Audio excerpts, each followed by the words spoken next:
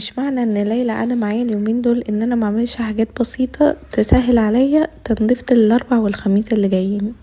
فيلا خدكم معايا في يوم جديد في حياة زي ما قلت لكم كده في الاول، ليلى ما راحتش الحضانه فصحيت من بدري قوي، وانا ما كانش عندي نسكافيه فقلت هدي لشاي الكرك فرصه تانية يمكن احبه. بعد تجربتي التانية ليه، هو مش وحش، بس لو انا فضلت حاجه هفضل شاي باللبن العادي الصوفي بتاعنا العادي بتاع زمان يعني. بس كده عملت لي بقى الفطار اللذيذ ده وقعدت افطر بقى، فطرت الحمد لله. بعد كده حطيت غسيل علشان في غسيل كتير، يا رب الغسيل يخلص. بعد كده قلت بقى البلكونه كانت اتبهدلت قوي يوم المطره والتراب والحاجات دي، فقلت هدخل عليها كده اديها شاور من اللي بينعشني وبينعشها كده وبيخلي الميه تجري يمين شمال كده.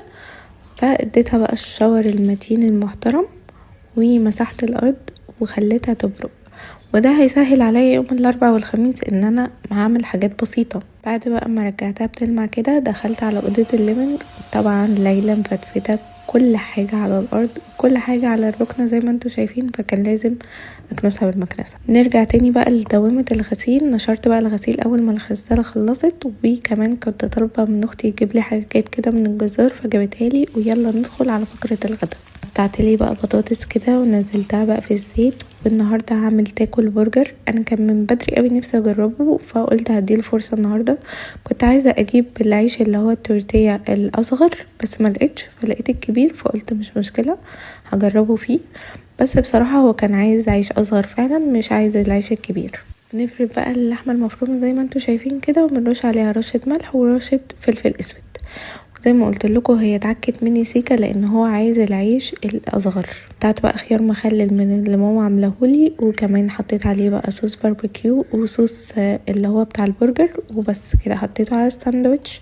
ممكن بقى تحطوا طماطم او بصل او فلفل اللي انتوا عايزينه، بس انا ما حبيتش احط حاجات كتيره، انا بالنسبه لي بحب الحاجه تبقى بيزك قوي.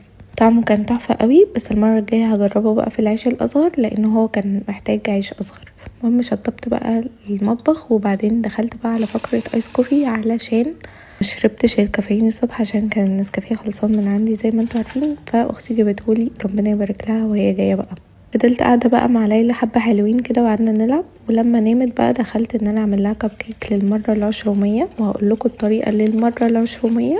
زي ما انتوا شايفين كده حطيت نص كوبايه زبده عليها نص كوبايه سكر وبقلب كويس، بنزل بالبيضتين كل بيضه بالتدريج زي ما انتوا شايفين كده، واقلبهم كويس لحد ما البيضه تختفي لحد ما الخليط كله بقى يدوب مع بعضه. وبعد كده هنزل بكوبايه دقيق منخوله عليهم بقى معلقه كبيره من البيكنج باودر وكيس فانيليا ومعلقه من